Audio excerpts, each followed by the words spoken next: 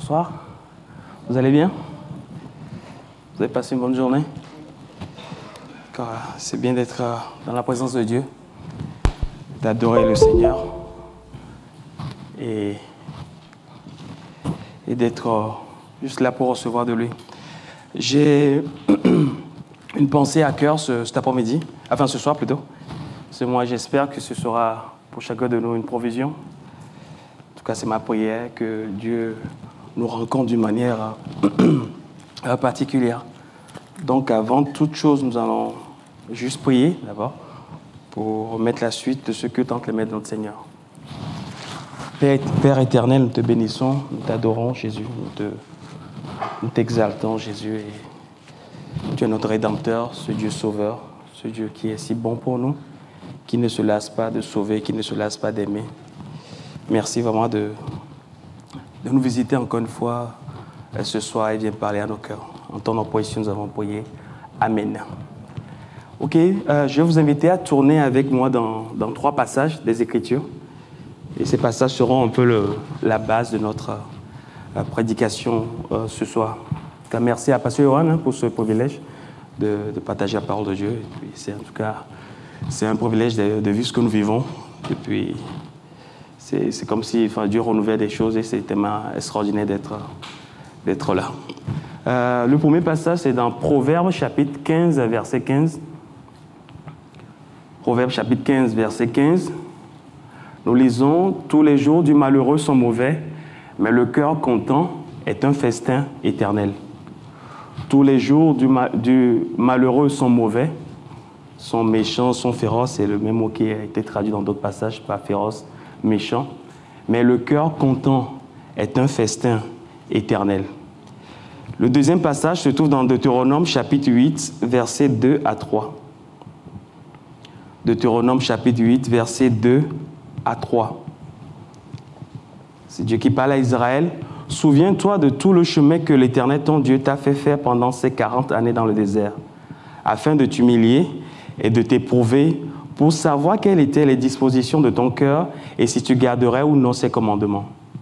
Il t'a humilié, il t'a fait souffrir de la faim, il t'a nourri de la manne que tu ne connaissais pas et que n'avaient pas connu tes pères, afin de t'apprendre que l'homme ne vit pas de pain seulement, mais que l'homme vit de tout ce qui sort de la bouche de l'Éternel. » Et le troisième passage, c'est un passage assez long, donc on ne va pas lire tout le passage, vous pouvez le lire chez vous, mais je vais juste prendre quelques parties de ce passage. C'est dans l'Évangile de Jean, au chapitre 6, du verset 22 à la fin du chapitre. Jean chapitre 6, verset 22 jusqu'à la fin du chapitre. Je situe juste un peu le contexte avant de continuer. Jésus a été suivi par une foule et voyant que la foule avait faim, il a fait le miracle de la multiplication des pains. D'accord? Il a demandé à ses disciples de les nourrir, juste pour les tester. Ensuite, il a multiplié le pain et la foule a été mangée, rassasiée. La Bible dit qu'il restait 12 paniers pleins de pain et de poissons. Et ensuite, Jésus est parti parce que la foule voulait l'enlever pour le faire roi. Donc, il est parti. Ensuite, ses disciples sont aussi retournés à Capernaum. Et c'est là où je vais commencer à lire le récit. La foule qui était restée de l'autre côté de la mer avait remarqué qu'il ne se trouvait là qu'une seule barque et que Jésus n'était pas monté dans cette barque avec ses disciples, mais qu'il était parti seul. Le lendemain, comme d'autres barques étaient arrivées de Tibériade, près du lieu où ils avaient mangé le pain après que le Seigneur eut rendu grâce, les gens de la foule, ayant vu que ni Jésus ni ses disciples n'étaient là, montèrent eux-mêmes dans ces barques et allèrent à Capernaum à la recherche de Jésus. Et l'ayant trouvé au-delà de la mer, ils lui dirent « Rabbi, quand es-tu venu ici ?» Et Jésus leur répondit « En vérité, je vous le dis, vous me cherchez non parce que vous avez vu des miracles, mais parce que vous avez mangé des pains et que vous avez été rassasiés. » Verset 51. « Je suis le pain vivant qui est descendu du ciel. Si quelqu'un mange de ce pain, il vivra éternellement. Et le pain que je donnerai, c'est ma chair, que je donnerai pour la vie du monde. » Là-dessus, les Juifs disputaient entre eux, disant « Comment peut-il nous donner sa chair à manger ?» Jésus leur dit « En vérité, je vous le dis, si vous ne mangez la chair du Fils de l'homme, et si vous ne buvez son sang, vous n'avez point la vie en vous-même. Celui qui mange ma chair et qui boit mon sang a la vie éternelle, et je le ressusciterai au dernier jour. Car ma chair est vraiment une nourriture et mon sang est vraiment un breuvage. Celui qui mange ma chair, qui boit mon sang demeure en moi et je demeure en lui. Verset 60, plusieurs de ses disciples, après l'avoir entendu dire, cette parole est dure, qui peut l'écouter? Père, merci de bénir ta parole. Donc, venons de lire 3 passages assez intéressants et comme je l'ai dit au début, j'espère en tout cas que nous serons bénis par l'enseignement que Dieu veut nous donner à travers ces Écritures. Et cette méditation m'est venue suite à des livres que je suis en train de lire pour mon prochain cours, enfin le cours que je vais enseigner le semestre prochain, les sectes et les religions comparées. Donc j'ai trouvé quelques livres que je trouvais intéressants et c'est en lisant ces livres et puis en écoutant des prédications et mon étude personnelle évidemment, j'ai eu ces réflexions qui m'ont vraiment béni. Dans le passage de Deutéronome chapitre 8 verset 2, où tout ce qui nous est dit, il y a une phrase qui a attiré mon attention, c'est quand la Bible dit, Dieu, je vous ai fait souffrir de faim. Il t'a fait souffrir de la faim, d'accord? Dieu parle à Israël, il dit qu'il lui a fait souffrir. Tu sais, je t'ai fait souffrir de la faim. Je pensais à toutes les différentes sortes de faim que nous avons dans le monde, que Dieu permet ou que le péché produit.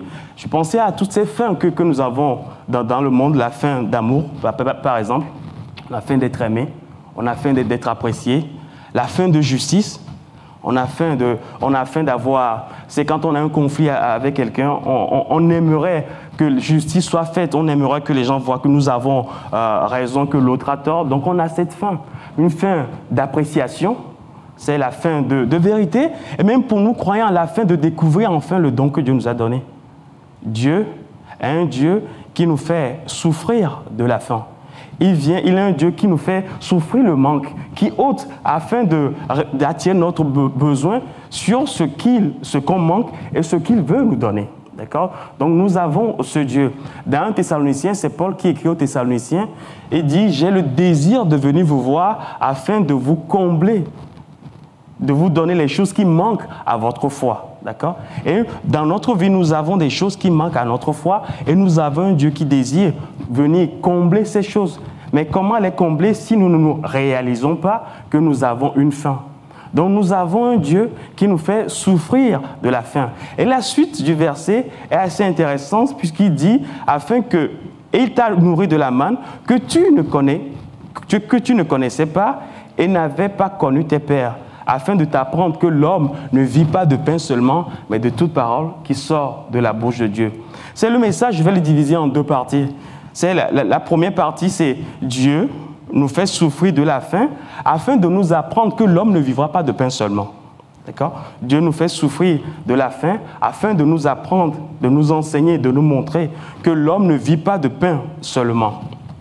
Ce verset, on peut aussi le comprendre autrement, afin de nous montrer que l'homme ne vit pas seulement des solutions à ses problèmes.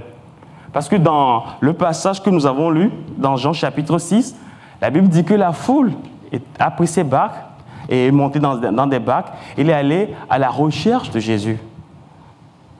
Cette foule est partie chercher Jésus. Nous avons faim et nous cherchons Jésus.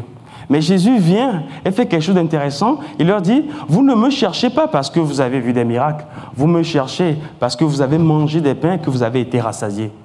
Et cela attire notre attention. C'est une chose dans laquelle nous nous retrouvons très souvent. C'est que bien souvent, nous cherchons Dieu parce que nous recherchons des solutions aux problèmes que nous avons. J'ai faim et tout ce dont j'ai besoin, c'est une solution. Et la première chose qu'on va voir dans ce verset, c'est ce caractère, cette grâce, parce que c'est une grâce de notre Dieu, c'est de soulever le voile, vous savez, de dire, regarde ce qui est en dessous. La foule vient, c'est la Bible dit, quand ils ont vu la multiplication des pains, ils se sont dit, waouh, c'est un prophète. Et ils voulaient l'enlever pour le faire roi. Jusque-là, c'est extraordinaire. Mais quand ils sont venus pour chercher Jésus-Christ, Jésus dit, non, vous n'êtes pas juste venus parce que je suis un prophète, vous êtes venus parce que vous êtes à la recherche de solutions. Et dans nos vies, je me dis combien de fois on peut tomber dans ce travers de chercher Dieu que pour trouver une solution à ma faim d'amour, à ma faim de considération, alors que, comme on va le voir dans la deuxième partie, Dieu a tellement plus à nous offrir. Il veut, lui, Dieu nous fait souffrir de la faim afin de nous donner une nourriture qu'on ne connaît pas. Afin de nous donner quelque chose qu'on ne connaît pas. Alors que nous sommes là, j'ai faim et j'ai juste besoin de solutions. Vous êtes avec moi? Donc, première chose que Christ fait, il dit en vérité, je vous le dis, vous me cherchez, non pas parce que vous avez vu des miracles, mais parce que vous avez mangé des pains et que vous avez été rassasiés. Vous n'avez pas besoin de moi. Vous cherchez une solution. Souviens-toi de tout le chemin que l'Éternel, ton Dieu, t'a fait faire pour t'humilier, t'éprouver, afin de te montrer quelles sont les dispositions de ton cœur. Israël, souviens-toi que tout ce que Dieu fait dans ta vie, et c'est aussi extraordinaire de le voir, que le but des actions de Dieu dans nos vies, c'est de nous humilier, de nous éprouver, afin de nous montrer quelles sont les dispositions de notre cœur. Parce que mes amis, entre vous et moi, on doit être d'accord sur ce point, nous sommes de par nature indépendants. Nous sommes de par nature indépendants. Mais le vrai problème, c'est qu'on ne réalise même pas à quel point nous sommes indépendants. Et quand Dieu vient, il soulève le voile, il nous humilie. Et cette humiliation est nécessaire afin de montrer ce qu'il y a au fond du cœur, que peut-être je ne connais pas, que Dieu veut montrer. Voilà l'état de ton cœur. Vous savez, Pasteur Chaleur, dans un message que j'écoutais récemment, disait, c'est comme si les prêtres dans le tabernacle ou dans le temple prenaient un animal, ils tuaient l'animal, ensuite ils ouvraient l'animal, ils sortaient tout pour le mettre sur l'autel. Et c'est un peu ce que Dieu fait. Il dit, viens, on va sortir tout ce qui est au fond de toi, les choses que tu ne connais pas, et on va le mettre sur l'autel. Parce que vous savez, mes amis, il n'y aura jamais de réelle rencontre avec Dieu sans un cœur honnête. Et le fait de tout sortir et de le mettre sur l'autel, c'est Dieu qui dit, je vais mettre à nu les dispositions de ton cœur. Les dispositions de ton cœur. J'imagine cette foule qui a parcouru tout ce, je ne sais pas combien de kilomètres, qui dit, mais Seigneur, Rabbi, mais tu étais où? Et Jésus ne me dit pas, enfin, non, j'étais ici. Ben non, vous me cherchez parce que vous voulez du pain. C'est cassé. Mais c'était nécessaire. Ces cassages spirituels sont nécessaires. C'est parce qu'on s'illusionne, on pense qu'on peut tromper Dieu comme on trompe un homme. Et Dieu dit non, non, non. Avec moi, on ne fait pas ça. Casser. Et le but, ce n'est pas juste l'humiliation pour l'humiliation. Dimanche passé, Benjamin a prêché un message qui m'a beaucoup béni. Il a parlé de cette pauvreté en esprit. Et c'est ça le but de cette humiliation. C'est de nous montrer combien nous sommes pauvres et combien nous avons besoin de cette pauvreté pour vivre le royaume des cieux. Et ce qui est intéressant dans ce passage de Matthieu chapitre 5, verset 5, heureux les pauvres en esprit, en grec, il y a deux mots qui sont traduits par pauvreté.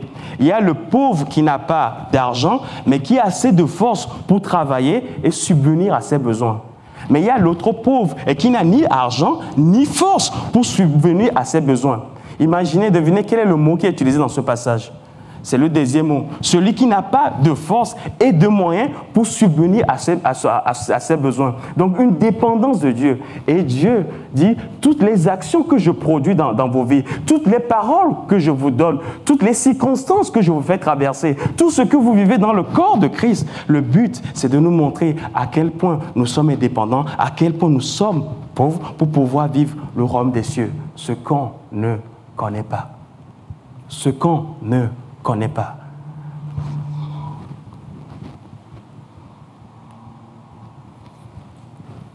C'est le fils prodigue. Père, donne-moi la part de mon héritage parce que j'ai envie d'aller faire la fête. L'indépendance du cœur de l'homme. Même on a écouté plusieurs fois cette prédication, la méchanceté dans cette phrase. Donne-moi la part de mon héritage. Allez, vas-y, crève vite. Donne-moi mon bien pour que je parte. Un cœur indépendant. Ensuite, le fils aîné. Moi, je ne vais pas me joindre à vous parce que ce gars qui a fait n'importe quoi avec ton argent, tu l'accueilles.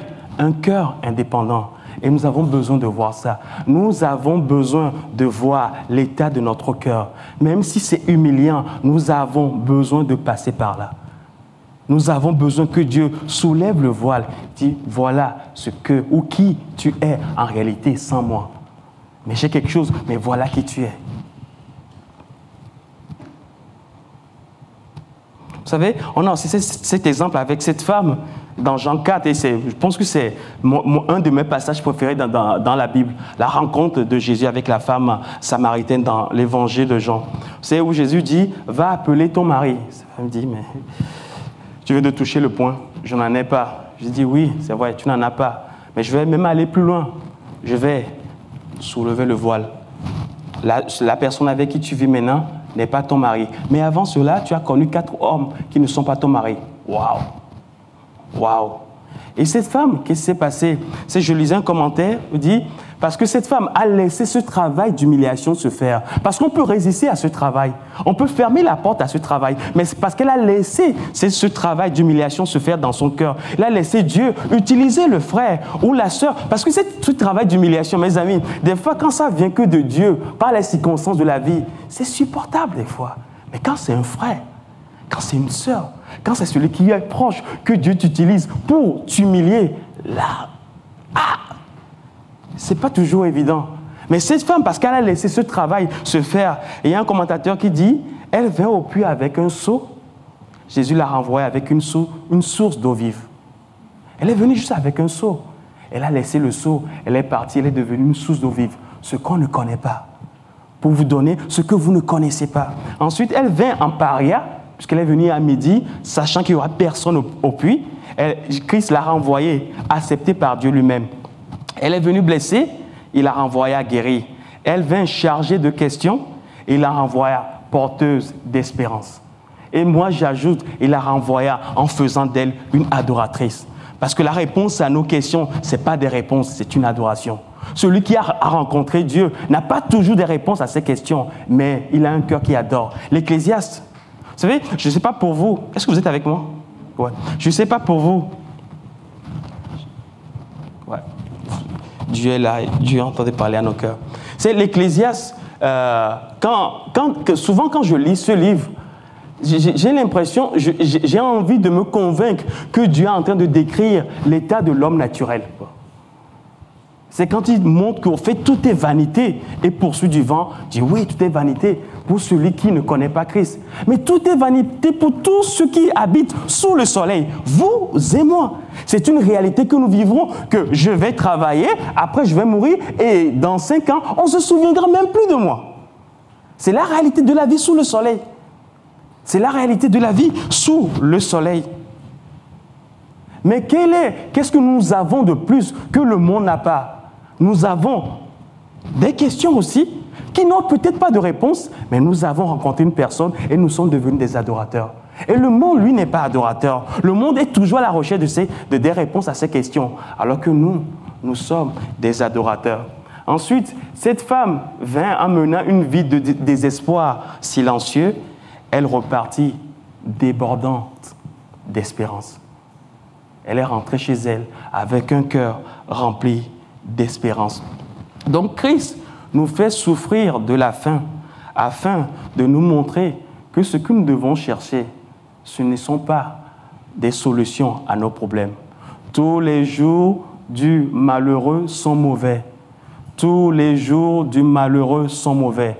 Tous les jours du malheureux sont mauvais. Quand est-ce que je vais trouver une solution à ce problème? Encore hier, j'étais allé marcher un peu. Je me dis, Seigneur, combien de fois je suis devant toi, mais juste pour trouver une solution à tel problème?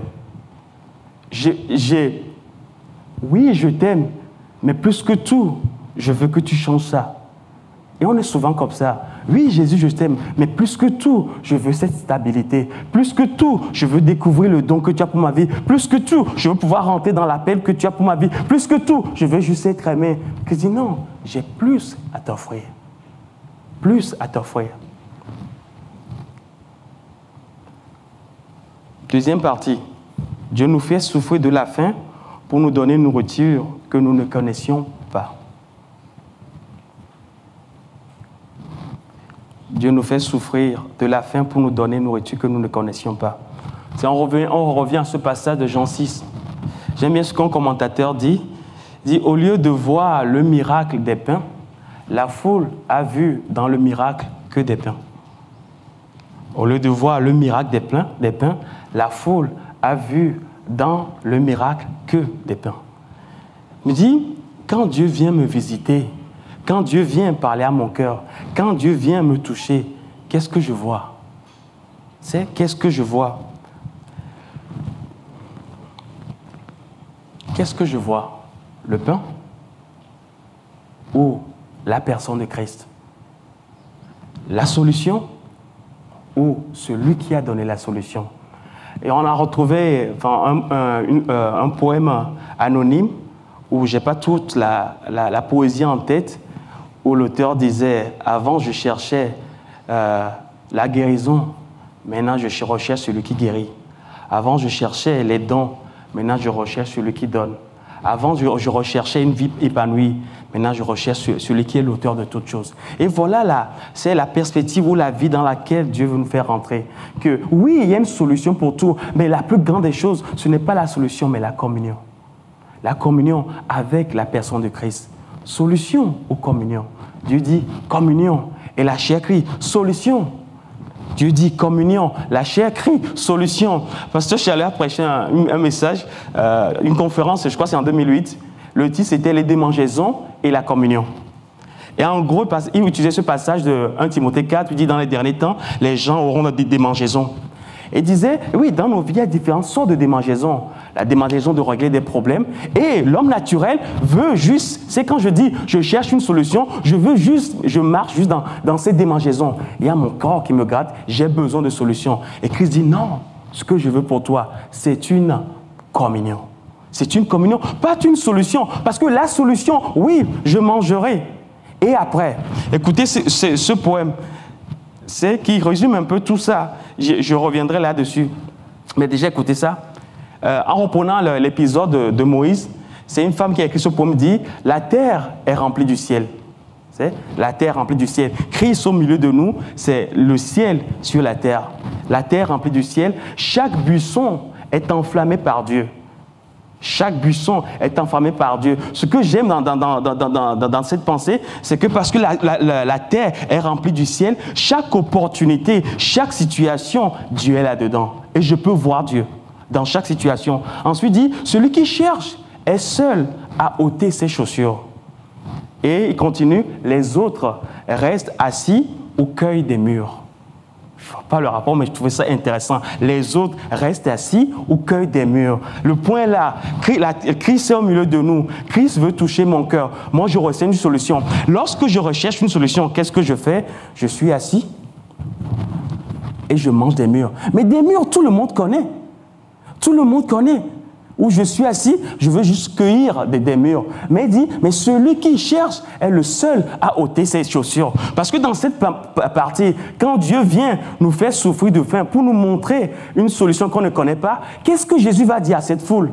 Mangez ma chair et buvez mon sang. Et une partie de la foule m'a dit, mais quelle parole difficile, qui peut l'écouter? Mais celui qui cherche ôte les chaussures de ses pieds. En d'autres termes, oui, je ne comprends pas. Mais Seigneur, explique-moi ce que ça veut dire. Oui, je ne sais pas. C'est je viens à Dieu avec mon problème. Et Dieu me parle d'une chose qui n'a rien à voir avec mon problème. Au lieu de réagir, il dit non, Seigneur, je peux pas aller manger des murs. Je dis, ôte les chaussures de tes pieds. Parce que c'est en ôtant les chaussures de nos pieds, mes amis, qu'on peut réellement avoir une communion avec Dieu. C'est en ôtant les chaussures de nos pieds qu'on peut réellement avoir une communion avec Dieu. Que signifie concrètement ôter les chaussures de nos pieds? C'est arrêter de marcher dans notre vision des choses et oser poser des questions à Christ et oser s'avancer avec Christ avec un cœur honnête. C'est Jésus dit, mangez ma chair, buvez le sang. Vous allez remarquer avec moi que dans ce texte, la foule n'a pas dit, mais Seigneur, qu'est-ce que tu veux dire par là? Vas-y, explique-nous, nous ne comprenons pas. Il dit, non, mais cette parole est dure à écouter. Qui peut le suivre? Et Pierre dit, mais oui, nous aussi c'est dur. Mais à qui irions-nous? À qui irions-nous? Ôtons les chaussures de nos pieds. Tant que nous n'ôtons pas les chaussures de nos pieds, il n'y aura pas de communion. Il y aura juste un cœur qui a faim. Une faim que Dieu produit, mais cette faim qui ne sera jamais calmée. Parce qu'on recherche des solutions et non la communion avec la personne de Christ. Or, lorsqu'on recherche la communion, mes amis, chaque situation, chaque opportunité, chaque moment de la vie, chaque élément de la vie, chaque élément de la création devient un moyen pour rencontrer le Sauveur, pour avoir une communion avec Christ. Chaque situation devient un moyen. Lorsqu'on recherche la communion, mes amis, rien ne sera contre nous. Au contraire, tout sera pour nous.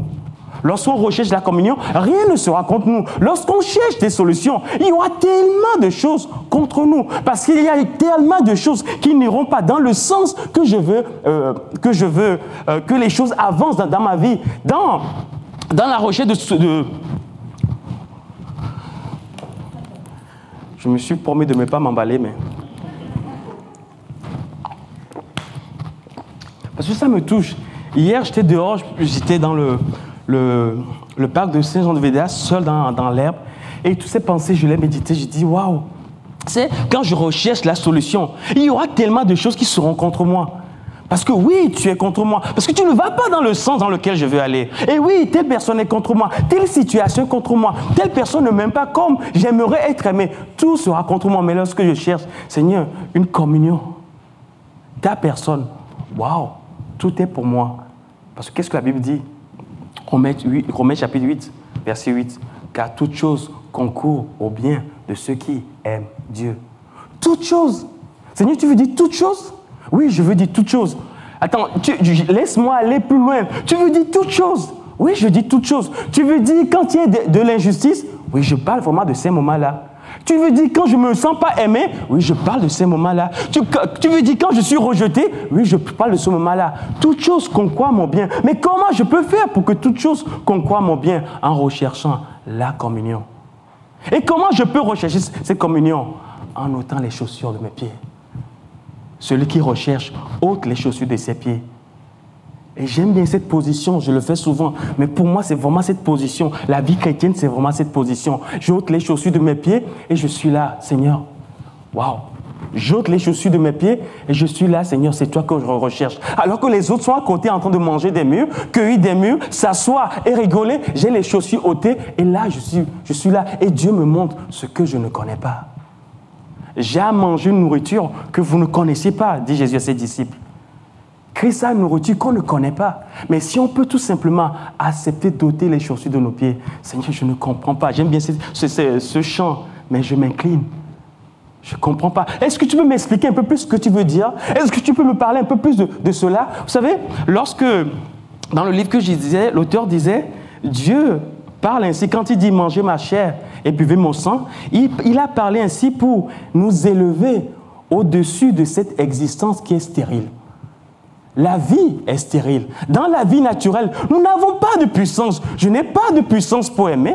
Je n'ai pas de puissance pour pardonner. Je n'ai pas de puissance pour persévérer. Je n'ai pas de puissance pour marcher avec Dieu. Mais Christ vient et dit, mange ma chair et bois mon sang. Et lorsque je l'accepte, il m'élève au-dessus de cette existence stérile. Et là, je commence à avoir de la puissance dans ma vie parce que j'ai accepté la solution en ôtant les chaussures de mes pieds.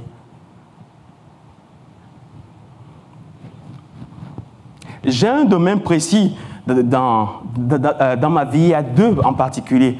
Et à chaque fois, il y a encore, je pense que c'était clair devant Dieu et moi. Et je sais que chacun de nous, nous avons ces domaines dans nos vies, où dans ce domaine, là, ce que je recherche, c'est vraiment une solution. Et je me dis, Seigneur, vraiment, je veux te voir, alors que ce que je veux vraiment, c'est que tu fasses quelque chose pour moi. Je dis, mais tant que tu es dans cette attitude, je le ferai. Parce que combien de choses Dieu fait pour nous?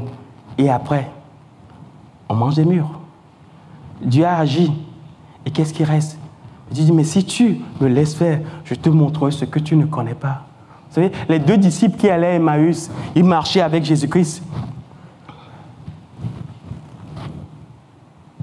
Ils marchaient avec Jésus-Christ sur ce chemin d'Emmaüs. Christ parlait, ils étaient là, leur cœur brûlait au-dedans d'eux, et Christ parlait. Et quand ils sont assis autour de cette table, et Christ a rompu le pain, ils ont vu ce qu'ils ne connaissaient pas. Vous savez, en Orient, dans un des commentateurs disait qu'au Moyen-Orient, le pain n'est pas juste un moyen de subsistance. Le pain est un moyen de communion. Le pain est un moyen aussi de célébration. Le pain est un moyen d'amitié. Autour de cette table, voilà ce qui se passe. Je veux des solutions. Christ dit, mais j'ai mieux à t'offrir. Je veux t'offrir une communion avec le Dieu éternel. Je veux t'offrir une célébration dans ton cœur. Mais c'est le Proverbe 4, les jours du malheureux sont mauvais, mais le cœur content est un festin éternel. Le cœur content est un festin éternel. Viens recevoir ma communion et tu auras un cœur content. Et dans ton cœur, il y aura toujours une célébration. Il y aura toujours une célébration. le cœur est content. C'est Ravi Zacharias disait ceci, il dit, la joie, c'est quand les questions à l'intérieur de notre vie, c'est quand on a trouvé une solution, enfin une réponse aux questions à l'intérieur de notre vie. Mais les choses extérieures sont toujours pareilles. Mais au milieu, Dieu a parlé à nos cœurs, on a rencontré Dieu. Et là, il y a un festin éternel. Il y a un festin éternel. Mais la solution, c'est essayer de trouver une solution aux choses qui sont autour de nous. La périphérique. Mais le cœur, le centre de ma vie, mon intériorité que Dieu aime, c'est l'intérieur que Dieu concerne. Qu'est-ce que j'ai trouvé pour ça? Abraham, Sarah a menti. Sarah était dans la tente, on en a parlé récemment. Sarah a menti. Sarah est dans la tente. Et pasteur Chalut disait, c'est comme si Sarah est l'intérieur d'Abraham. Abraham, Sarah a menti. Sarah dit, non, je n'ai pas menti. Mais tu as menti. Ok, oui, j'ai menti. Maintenant, viens ensemble et vivons quelque chose de beau. La puissance dans notre vie. Je ne sais pas si j'ai pu communiquer ce message comme, en tout cas, je l'ai reçu. Mais pour terminer, je dirais ceci. Tu as faim? Ôte les chaussures de tes pieds et tu mangeras une nourriture que tu ne connais pas. Tu as faim? Ôte les chaussures de tes pieds et tu mangeras une nourriture que tu ne connais pas. Une nourriture que tu ne connais pas, dont tu n'as jamais rêvé. Une nourriture céleste, avec un cœur content. Et dans notre âme, il y aura toujours ce festin éternel. Que Dieu nous bénisse.